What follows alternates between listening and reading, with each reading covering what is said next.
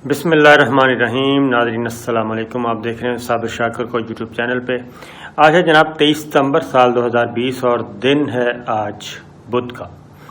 आज आपसे मज़ीद जनाब अंदर की खबरें लेके हम आपके पास आए हैं और काफ़ी गर्मा गर्म खबरें हैं और इम्पोर्टेंट भी हैं।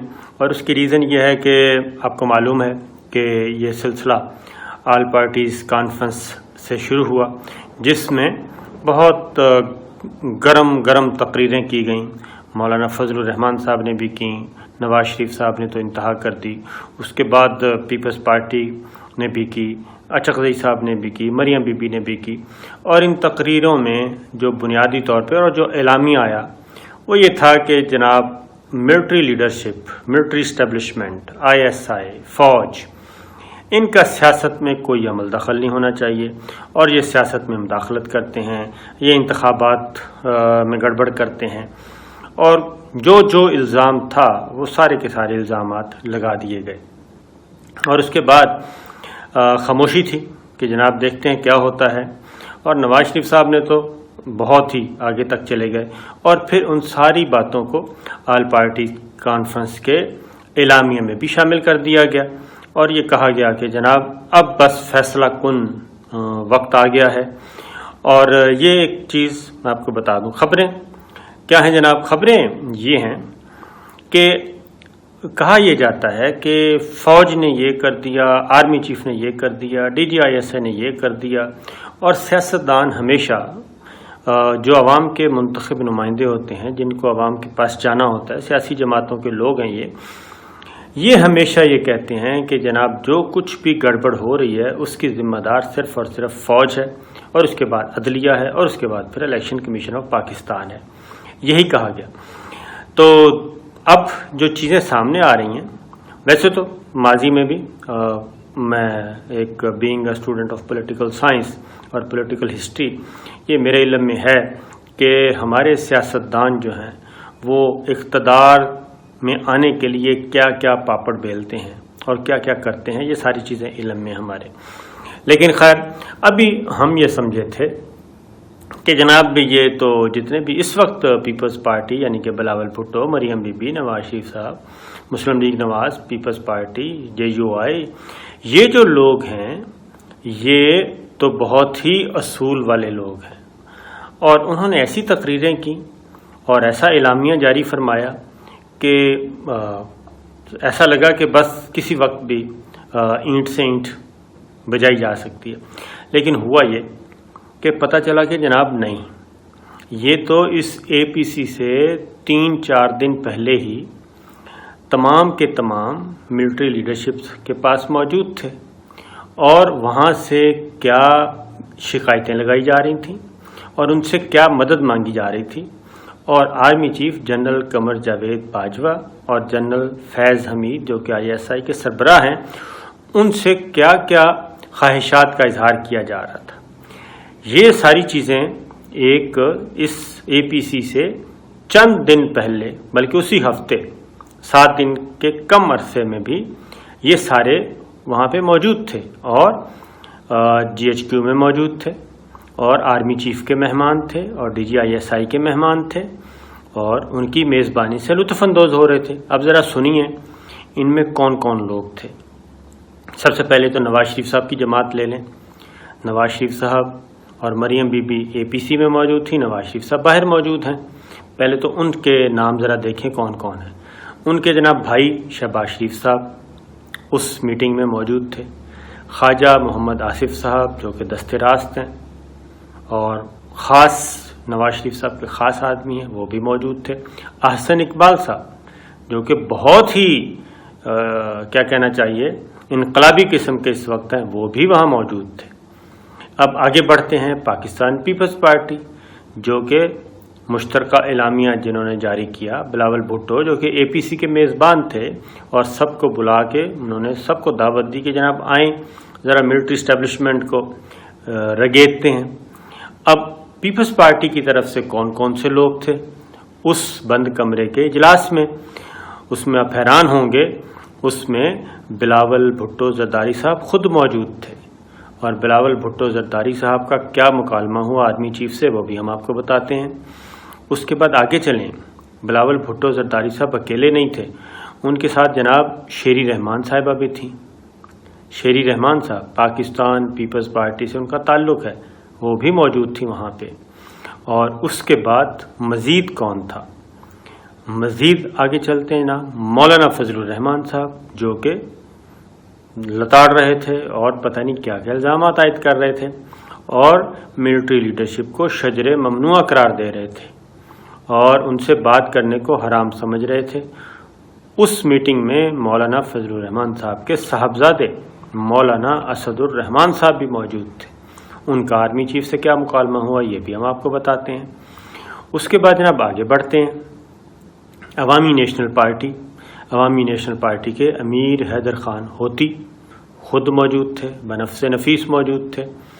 اس کے بعد آگے چلیں جناب، شیخ رشید صاحب، سراج الحق صاحب امیر جماعت اسلامی موجود تھے۔ پھر آ گئے طارق بشیر چیمہ صاحب پاکستان مسلم لیگ کاف کی نمائندگی کر رہے تھے۔ فروغ نسیم صاحب وفاقی وزیر قانون بھی ہیں، MQM کے رہنما بھی ہیں، وہ بھی موجود تھے۔ شاہ محمود قریشی صاحب وزیر خارجہ، صادق سنجرانی صاحب چیئرمین سینٹ، اسد کیسر صاحب اسپیکر قومی اسمبلی، شاہ زین بگٹی صاحب جمہوری وطن پارٹی اور خالد مقصی صاحب، علی امین گنڈا پور وفاقی وزیر امور کشمیر شمالی علاقہ جات یعنی کہ گلگت بلتستان، یہ بھی موجود تھے۔ اور وزیر اعظم آزاد جموں اینڈ کشمیر راجہ فاروق حیدر صاحب موجود تھے اور متحدہ قومی موومنٹ پاکستان کے سربراہ خالد مقبول صدیقی صاحب بھی اس میں موجود تھے۔ اب یہ سب کے سب لوگ موجود ہیں، باقی تو خیر کچھ نہیں، وہ تو ان کا تو نیریٹو وہ نہیں ہے، لیکن پیپلز پارٹی JUI اور مسلم لیگ نواز کا نیریٹو تو ہمارے سامنے آ چکا ہے۔ تو جناب کیا ہوا؟ اب یہ میٹنگ تھی صرف اور صرف 1 پوائنٹ ایجنڈے پہ، اور وہ تھی گلگت بلتستان اور آزاد جموں و کشمیر سے متعلق جو دشمن ملک ہے اور جو دشمن قوتیں ہیں پاکستان کی، وہ کیا اسٹریٹجی بنا رہی ہیں اور وہ کیا پلان کر رہی ہیں پاکستان کو ڈسٹیبل کرنے کے لیے، اور خاص طور پہ گلگت بلتستان اور آزاد جموں و کشمیر میں۔ اس پہ بریفنگ دی گئی۔ Army chief general Qamar Javed Bajwa موجود تھے، DGI SPR موجود تھے، DG ISI لیفٹیننٹ جنرل فیض حمید موجود تھے، اور اس میں ساری سیکورٹی کی سچویشن بتائی گئی اور اس میں بتایا گیا کہ دشمن قوتیں گلگت بلتستان میں کیا کھیل کھیلنا چاہتی ہیں، اور انڈیا اپنے علاقے میں جو مقبوضہ کشمیر ہے اس میں 370 ختم کر چکا ہے، 35 ختم کر چکا ہے، اور وہ مقبوضہ کشمیر کو جبری طور پہ اپنا حصہ بنانا چاہتا ہے اور وہاں کی ڈیموگرافی چینج کر رہا ہے، وہاں پہ ڈومیسائل دے رہا ہے، وہاں پہ کشمیریوں کا قتل عام کر رہا ہے۔ کچھ انٹیلیجنس انفارمیشن تھیں وہ شیئر کی گئیں، اور گلگت بلتستان سے کچھ نیٹ ورک پکڑے گئے، دہشت گرد پکڑے گئے، نیٹ ورکس پکڑے گئے، پورا نیٹ ورک پکڑا گیا، کچھ لوگ گرفتار ہوئے جو کہ انڈیا کے ساتھ اور دشمن ملک دشمن قوتوں کے ساتھ کام کر رہے تھے مل کے، اور یہاں پہ انریسٹ پیدا کرنا چاہ رہے تھے، علیحدگی کی تحریکیں چلانا چاہتے ہیں اور انسرجنسیز شروع کروا رہے ہیں۔ یہ ساری چیزیں بتائی گئیں، اور ملٹری لیڈرشپ نے یہ کہا کہ سول قیادت کی ذمہ داری ہے کہ جناب اس ساری سچویشن کو دیکھیں، اور گلگت بلتستان کا ایک دیرینہ مطالبہ ہے، آپ اس بارے میں اہم ترین قانون سازی کریں، اور گلگت بلتستان کے لوگ صوبے کا مطالبہ کر رہے ہیں، ان کو صوبے کا درجہ دیں، اور انتخابات آ رہے ہیں تو اس پہ آپ سب لوگ ایک ہو جائیں اور لیجسلیشن کریں، قانون سازی کریں، یہ کہا گیا۔ اور اس پہ انہوں نے سوال کیا گیا کہ جناب وزیر اعظم عمران خان کیوں نہیں ہیں؟ تو آرمی چیف نے کہا کہ آپ ان کو، بلکہ شاہ محمود قریشی صاحب نے کہا کہ انہوں نے کہا کہ جی آپ لوگ مانتے نہیں ہیں وزیر اعظم کو، عمران خان کو مانتے نہیں ہیں، اس لیے وہ نہیں ہیں، اگر وہ بھی ضرور ہوتے آپ ان کو تقریر ہی نہیں کرنے دیتے۔ تو army chief general Qamar Javed Bajwa نے یہ کہا کہ ہماری ذمہ داری ہے بطور سیکورٹی ایجنسی کے کہ ہم آپ کو ساری صورتحال بتائیں۔ انہوں نے کہا کہ ہم آپ کے ماتحت ادارہ ہے ہمارا فوج کا، میں نے نواز شریف صاحب کو بھی سلوٹ کیا، میں نے شاہد خاقان عباسی صاحب کو بھی سیلوٹ کیا، میں نے عمران خان صاحب کو بھی سیلوٹ کیا. جو بھی پرائم منسٹر آئے گا، جو بھی حکومت آئے گی، ہم اس کے ماتحت ہیں. اس لیے آپ ہمیں دوش نہ دیں اور اپنے سیاست کے معاملات ہیں خود ہی حل کریں، خود ہی طے کریں. پھر بلاول بھٹو سے شروع کرتے ہیں. بلاول بھٹو نے یہ کہا جناب اس میٹنگ میں کہ جناب گلگت بلتستان میں ہمیں شفاف الیکشن چاہیے. تو اس مجلس میں موجود تھے وفاقی وزیر امور کشمیر گلگت بلتستان امین گنڈا پور. انہوں نے کہا جناب میں آپ کو گارنٹی دیتا ہوں، آپ کہتے ہیں تو میں کیمرے لگوانے کے لیے تیار ہوں، کیمرے لگوا دیتے ہیں. الیکشن کمیشن نے الیکشن کروانا ہے، ہم آپ کو پرووائڈ کرتے ہیں، کیمرے لگا کے دیتے ہیں جیسے آپ کی تسلی ہوگی. لیکن ایک عام ٹرینڈ یہ ہے کہ جس کی وفاق میں جس کی حکومت ہوتی ہے وہی پارٹی کشمیر اور گلگت بلتستان میں جیتتی ہے. یہی 2008 میں ہوا، یہی 2002 میں ہوا، یہی 2013 میں ہوا، 2018 کے بعد بھی جو انتخابات ہوں گے یہ ہے. لیکن ہم کیمرے لگانے کے لیے تیار. لیکن بلاول بھٹو صاحب نے یہ کہا کہ نہیں، ہمیں تو ان کے ساتھ بیٹھے تھے جنرل فیض حمید، ہمیں تو جنرل فیض حمید صاحب آپ سے گارنٹی چاہیے کہ آپ ہمیں گارنٹی دیں کہ الیکشن شفاف ہوگا. تو اس پہ آرمی چیف نے پھر کہا کہ یہ ہمارا کام نہیں ہے، ہمارا کام نہ الیکشن کروانا ہے، ہم صرف سیکورٹی پرووائڈ کرتے ہیں اور وہ بھی سول حکومت کہتی ہے تو ہم آتے ہیں، ورنہ ہمیں کوئی شوق نہیں ہے سیاسی امور میں مداخلت کرنے کا. اس کے بعد بلاول بھٹو نے ایک بات کی، دھاندلی کی. تو جنرل قمر جاوید باجوہ نے ان کو چیلنج کیا. انہوں نے کہا کہ 2002 کا الیکشن، 2008 کا الیکشن، 2013 کا الیکشن، تینوں الیکشن ہوئے، تینوں میں آپ لوگوں نے ایک دوسرے پہ دھاندلی کے الزامات لگائے. اور 2018 کے الیکشن میں انہوں نے کہا کہ میرے پاس نہیں کوئی انفارمیشن کہ کتنی دھاندلی اور کتنی نہیں ہوئی، لیکن میں آپ کو چیلنج کرتا ہوں کہ پچھلے تینوں الیکشن کے مقابلے میں کم ترین دھاندلی ہوئی ہوگی 2008 کے الیکشن میں. اور انہوں نے کہا کہ دھاندلی ہوئی ہے لیکن سندھ میں آپ لوگوں نے ٹھپے لگوائے ہیں اور SHOs کے ذریعے آپ نے ٹھپے لگوائے ہیں الیکشن ڈے پہ. اور اگر یہ بات ہے تو پھر یہ اصل بات یہ ہے، ہمارے پاس ساری انفارمیشن ہے کہ سندھ میں الیکشن میں دھاندلی کس طرح ہوئی. تو اگر دھاندلی ہوئی ہے تو پھر یہ کیسے ہے کہ آپ باقی ملک کے الیکشن کو کہیں دھاندلی زدہ ہیں اور سندھ کے الیکشن کو کہیں آپ دھاندلی زدہ نہیں ہیں. پھر انہوں نے ایک اور بات بھی کی. انہوں نے کہا کہ آپ لوگ خود ہی ہاں ایک اور بات ہوئی، عمران خان کے بارے میں کہا گیا کہ وہ دیکھیں نا جی، وہ انہوں نے تقریر کی اسمبلی میں اقبال منڈی کا کہا اور اسحاق ڈار کے لیے سائیکل والا کہا. تو آرمی چیف نے کہا کہ جناب یہ تو آپ کا اپنا کلچر ہے اور آپ خود ہی ایک دوسرے کو گالم گلوچ کرتے ہیں، ہم تو نہیں کہتے آپ کو گالم گلوچ کریں. اور دوسرا یہ کہ آپ خود ہی ایک دوسرے کو کہتے تھے کہ جناب گلے پھاڑ کے پیسے نکالیں گے، گھسیٹ کے پیسے نکالیں گے، یہ کریں گے. تو اب آپ دونوں ہی ایک دوسرے کو الزامات لگاتے رہے ہیں، تو اب آپ دونوں ہی یہاں بیٹھے ہیں یا آپ خود فیصلہ کریں. تو اس پہ اس کا کوئی جواب نہیں تھا اور بلاول بھٹو کے پاس بھی کوئی جواب نہیں تھا. تو یہ ایک اور بات بھی، شہباز شریف صاحب نے کہا جی وہ تو میں معافی مانگ چکا ہوں. تو انہوں نے کہا اگر معافی مانگ چکے ہیں تو پھر CCPO بھی معافی مانگ چکا ہے. کہاں نیشنل پالیٹکس ہو رہی ہے، کہاں پہ نیشنل اہم ترین قومی امور ہیں اور آپ ایک CCPO پہ پھنسے ہوئے ہیں. انہوں نے کہا کہ آپ اپنے آپ کو میچور کریں. انہوں نے کہا ہم نے بھی بہت غلطیاں کی ہیں ماضی میں 1970 سے لے کے آج تک، اور ہم اپنے آپ میں اصلاح کر رہے ہیں اور آپ کو بھی کہتے ہیں کہ آپ بھی اصلاح کریں. پھر ایک اور بات ہوئی، مولانا فضل الرحمان صاحب کی بات آ گئی. مولانا اسد صاحب موجود تھے، ان کے بیٹے. تو کوئی پھر اگین کہ الیکشن پارلیمنٹ دھاندلی زدہ پارلیمنٹ. انہوں نے کہا کہ مولانا فضل الرحمان صاحب الیکشن کے بعد میرے گھر آئے تھے اور آ کے کہتے ہیں جی وہ دھاندلی ہو گئی اور یہ ہو گیا اور وہ ہو گیا، تو یہ پارلیمنٹ ربڑ سٹیمپ ہے. تو جنرل باجوہ نے کہا اجلاس میں، انہوں نے کہا کہ جی آپ یہ بتائیں کہ مولانا فضل الرحمان صاحب آپ کے والد محترم اگر یہ سارا کچھ دھاندلی زدہ تھا تو پھر وہ صدارت کا الیکشن کیوں لڑے؟ صدارت کے لیے وہ میدان میں اترے اور اگر وہ جیت جاتے تو وہ تو ایوان صدر میں ہونا تھا، انہوں نے پھر سارا کچھ ٹھیک ہو جانا تھا. چونکہ وہ ہار گئے اور خود بھی ہار گئے قومی اسمبلی کی سیٹ، اس لیے الیکشن ان کو دھاندلی زدہ نظر آتے ہیں. اور اگر دھاندلی زدہ ہے تو پھر آپ کیوں اسمبلی میں بیٹھے ہیں؟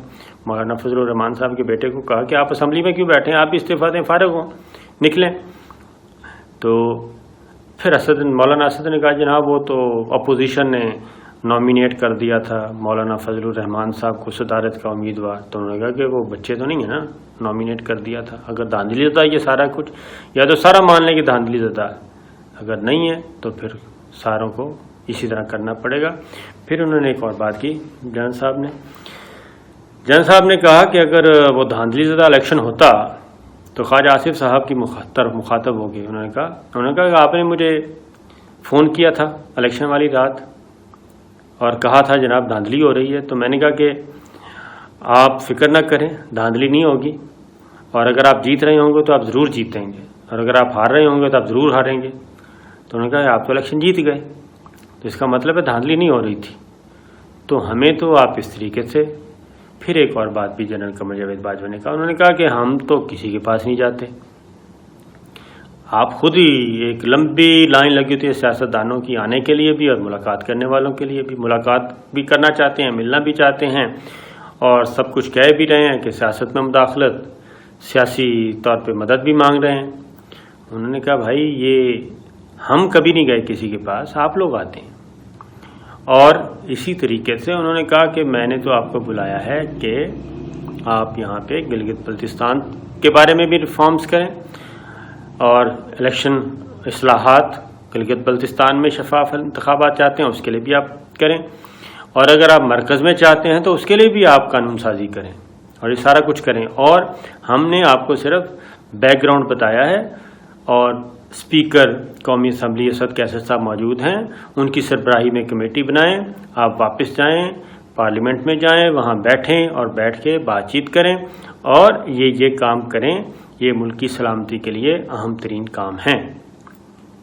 تو جناب ہوا یہ کہ جب واپس گئے، اور جب واپس گئے تو اسپیکر صاحب نے اجلاس بلا لیا، اور پتہ چلا کہ کوئی بھی نہیں آیا اس میں۔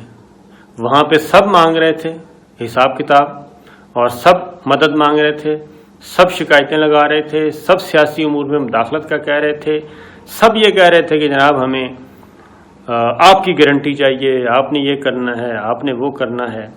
لیکن آل پارٹیز کانفرنس میں سب الٹا بول رہے تھے اور سب کے سامنے جھوٹ بولا جا رہا تھا۔ تو کہنے کا مطلب یہ ہے، اب چونکہ یہ بند کمرے کا اجلاس اوپن ہو چکا ہے، اور اوپن اس لیے ہوا ہے کہ یہ سارا کچھ جھوٹ بولا گیا، اور یہ تاثر دینے کی کوشش کی گئی کہ جناب اسٹیٹ ابو دا اسٹیٹ بن چکا ہے، اور گو کہ اس کا ایک دوسرا پہلو ہے، وہ پھر آپ کو ہم بتائیں گے اگلی ویڈیو میں۔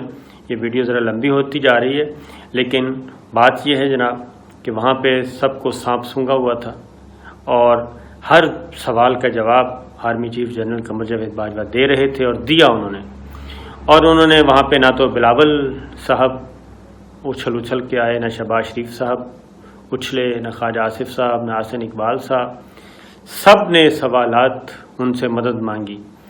اور تو جناب یہ بات یہ ہے کہ یہ صرف سیاستدان ہی نہیں بلکہ ہمارے جو میڈیا پرسنز ہیں وہ بھی ہر وقت اس امید میں اور اس خواہش میں اور اس کوشش میں رہتے ہیں کہ جناب بس ہم پہ نظر کرم ہو جائے اور ہمیں بلا لیا جائے اور ہمیں ملاقات کا شرف بخشا جائے، لیکن باہر نکل کے وہ افواج پاکستان کو، ملٹری لیڈرشپ کو، ملٹری اسٹیبلشمنٹ کو ایسے بیان کرتے ہیں جیسے کہ ان سے ملنا حرام ہے خدا نہ خواستہ۔ تو یہ ساری چیزیں ہیں جناب۔ تو یہ تھا بند کمرے کا حال، میں نے کہا آپ کو بتا دوں، باقی انشاءاللہ اگلی ویڈیو میں آپ کو کچھ اور گفتگو بتائیں گے کہ آخر یہ ماجرا کیا ہے۔